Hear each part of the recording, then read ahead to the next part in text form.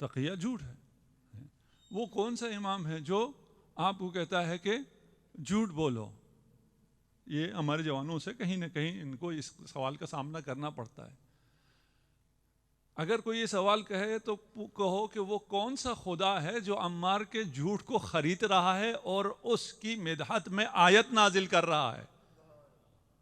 وَمَنْ كَفَرَ بِاللَّهِ مِنْ بَعْدِ إِيمَانِهِ إِلَّا مَنْ أُكْرِهَ وَقَلْبُهُ مُطْمَئِنٌ بالایمان. یہ قصیدہ عمار کا ہے، تقیہ پہ ہے، جسے آپ جھوٹ کہہ رہے ہیں. کہ اللہ نے اپنے قرآن میں سورہ احزاب میں یہ فرمایا لَقَدْ كَانَ لَكُمْ فِي رَسُولِ اللَّهِ أُسْوَةً حَسَنَةً، میرے رسول کی سیرت کو اپنے لیے نمونہ عمل بناؤ. سیرت رسول کے بغیر یہ سارا فلسفہ مجلس سمجھ نہیں آ سکتا. جس کسی نے بھی جب بھی کہا یا آج بھی اگر کوئی یہ کہے کہ قرآن کافی ہے تو دنیا میں اسے سب سے بڑا جاہل، سب سے بڑا نالائق اور سب سے بڑا جاہل مطلق سمجھتا ہوں جو قرآن کو کافی سمجھتا ہے.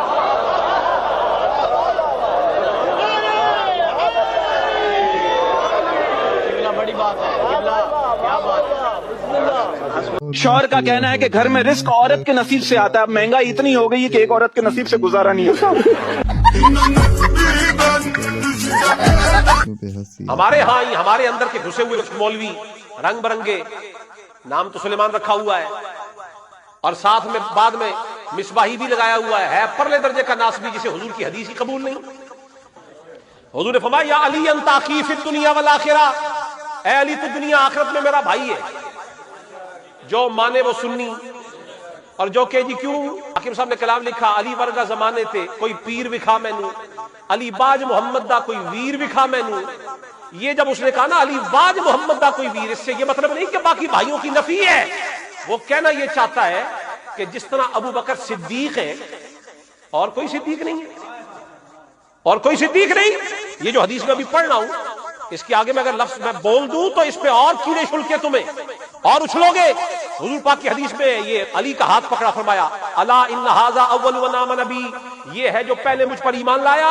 وھذا اول من یصافحنی یوم القیامہ، یہ پہلا ہے جو قیامت کے دن مجھ سے مصافحہ کرے گا. وھذا الصدیق الاکبر، اور فرمایا یہ صدیق اکبر ہے. اور پھر فرمایا وھذا فاروق ھذہ الامہ، یہ شیعہ کی کتاب نہیں ہے. اب آپ کہیں کہ ابن عساکر سنی نہیں ہے، تاریخ مدینہ سنیوں کی کتاب ہی نہیں ہے. یہی نہیں اور بھی کئی مقامات پر ترمذی میں بھی ہے. چلیے خود فرماتے ہیں مجھے حضور نے فرمایا انت الصدیق الاکبر، تو صدیق اکبر ہے. فرمایا ترمذی میں لکھا ہوا ہے اور یہ ابن عساکر میں لکھا ہوا ہے. یہ حدیث میں نے پیش کر دی. یہاں پر اب میں کہتا ہوں وہ سلمان جو ہے آپ کا ناسبی، جو ایک جملے پہ روتا ہے اگلے پہ بالکل صحیح ہو جاتا ہے. اسے ایک جملے پہ رونا بھی آتا ہے، اگلے پہ ہنسنا بھی آتا ہے. واہ تیری ایکٹنگ پہ قربان بھائی. تم جیسے لوگ بھی ہماری صفوں میں آنے ڈرامہ باز.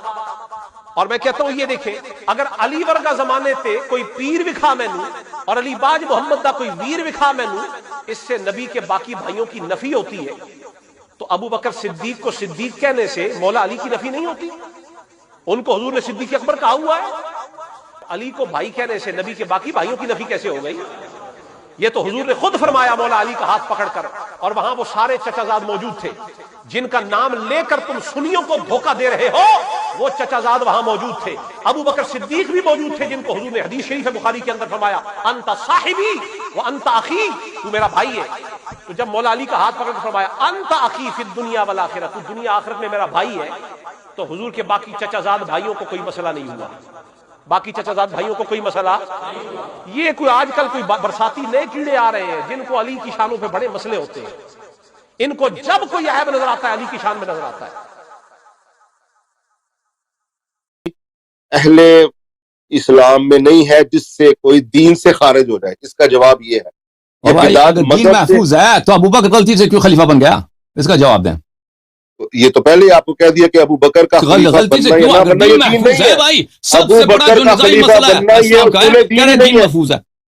اگر دین بالکل محفوظ ہے, محفوظ ہے. اللہ کو نے امام حضرت- کوئی نہیں بنایا بھائی, دین محفوظ ہے, تو دیکھیں- ابو بکر کیوں خلیفہ بن گیا؟ دیکھیں، غلطی سے حضرت معاویہ کیوں ابو غلطی سے بکر- خلیفہ بن گیا؟ حضرت ابو بکر کا یزید کیوں خلیفہ خلیفہ بننے سے- دین محفوظ ہے, یزید کیسے خلیفہ بن گیا, مسلمانوں کا امام بن گیا, دین محفوظ ہے. یہ آپ یزید مجھے کا بتائیں یہ دین مسلمانوں کا کیسا خلیفہ کامل ہے, بننا یہ کوئی دین کیسا کوئی کامل ہے؟ دین تو نہیں ہے.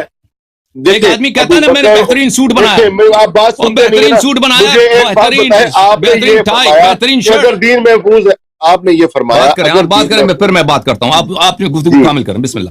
جی شیخ, آپ نے یہ فرمایا کہ دین اگر محفوظ ہے تو یزید کیسے خلیفہ بن گیا؟ بھائی عائشہ سے آپ کو محبت ہے یا نہیں ہے؟ آپ سے ایک سوال ہے, عائشہ سے آپ کو محبت ہے یا نہیں ہے؟ عائشہ سے آپ کو محبت ہے یا نہیں ہے؟ نہیں مجھے کیوں ہوگی؟ وہ بتایا نا, کسی شیعہ کو کسی سپاہی صحابہ والے نے پکڑ لیا کہ بتاؤ عائشہ سے محبت ہے یا نہیں ہے. شیعہ نے کہا کہ نہیں ہے, تو اس کو بڑا غصہ آیا, پوچھا کہ کیوں نہیں ہے؟ بولا کہ نبی صلی اللہ علیہ وسلم سے شرم آتا ہے. سپاہی صحابہ والے نے کہا کہ یہ بات تو صحیح ہے, اس کو چھوڑ دو. کیونکہ آپ نماز بھی پڑھتے ہیں نا, ہم نماز میں آپ کے تحیات ہوتے ہیں, السلام علیکہ ایھا النبی. علامہ صاحب ایھا النبی آپ کو پتہ ہے, اے حرف ندا ہے, ہا حرف تنبیہ ہے, ایھا النبی صلی اللہ علیہ وآلہ وسلم. یہ خطاب ہے, یہ ندا ہے, یہ پکار ہے, یہ دعا یدعو ہے. آپ پکار رہے ہیں نبی کریم صلی اللہ علیہ وآلہ وسلم کو, اور وہ دنیا سے جا چکے ہیں. اور اسی طرح آپ زندہ جانوں کو پکارتے ہیں, انسانوں کو پکارا جاتا ہے, صدر مملکت کو پکار, عالم جاہل سب کو پکارتے ہیں. اگر پکارنا شرک ہوتا بھائی صاحب, نماز ایک مشرکانہ عمل ہوتی ہے کہ نماز میں پکار ہے, نماز میں غیر اللہ کی پکار ہے. اس کی دلیل کیا؟ تحیات, السلام علیکہ ایھا النبی. والذین یدعون, عبداللہ ابن عباس, یعبدون من دون اللہ لا یستجیبون لهم بشیء. اچھا, وما دعاء الکافرین عبادت الکافرین الا فی ضلال. فرمایا کہ دعاء الکافرین سے کیا مراد ہے؟ عبادت الکافرین. اچھا ایک سوال آیا, میں دعا کے بیچ میں لے لیتا ہوں سوال جلدی سے. ایک بھائی نے سوال پوچھا تھا کہ یہ جو ہے نا چہلم شریف ہو رہا ہے, امام حسین علیہ السلام کی شہادت کا چہلم. بھائی جو پارٹی یہ چہلم مناتی ہے نا, مسلمانوں میں دو پارٹیاں ہیں, ایک سنیوں میں ہے, ایک اہل تشیع میں ہے, جو چہلم مناتے ہیں ہر ایک کا. میں بچے کو پتا ہے کیونکہ واحد شیعہ قوم ہے جنہوں نے اپنے امام بھی یاد رکھے ہیں اور اماموں کے قاتلوں پہ لعنت بھی یاد رکھی ہے. حیدری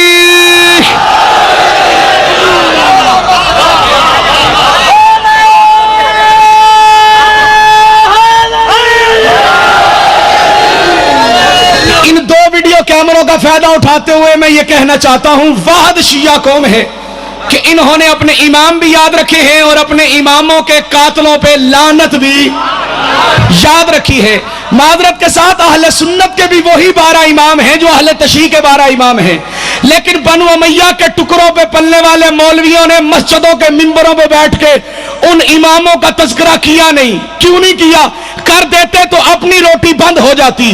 میں انہیں امام کیوں کہتا ہوں؟ اس لیے کہ مجھے مسجد کی روٹی کی فکر نہیں. ہاں پہلے میں مسجد سے روٹی لیتا ضرور تھا, اب میں علی کے دروازے سے روٹی لیتا ہوں.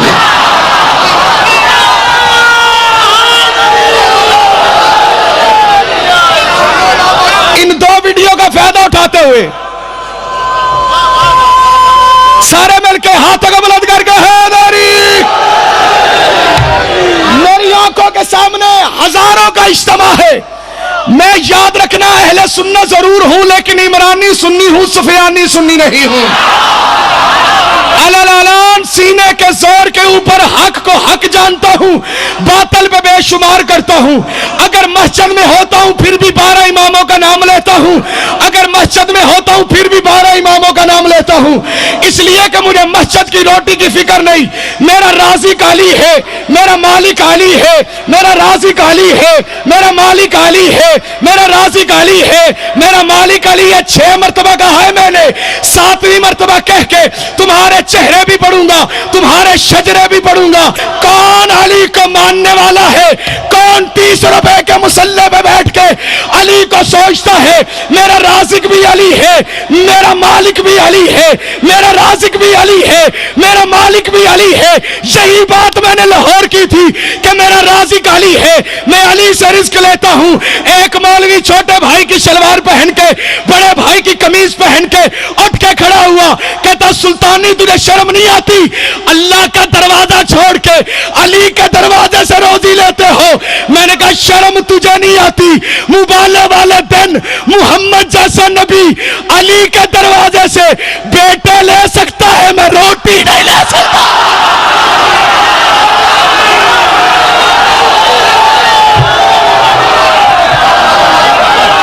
واہ واہ واہ واہ. نعرہ تکبیر، نعرہ تکبیر، نعرہ رسالت، نعرہ رسالت، حسینیت